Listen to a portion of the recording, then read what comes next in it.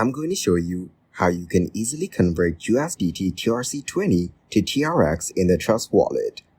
First, open the Trust Wallet app on your mobile phone. Next, you have to scroll down on the home page to view different cryptocurrencies. Reach the swap option shown at the bottom by tapping on it.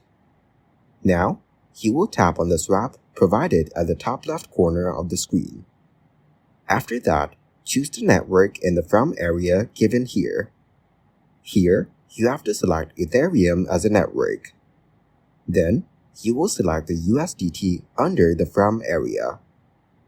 In the next step, you can select TRX in the To area. Following that, enter the amount in the From box. Now, you will see the amount converted in the TRX. In the end, you will easily convert USDT TRC20 to TRX in the Trust Wallet.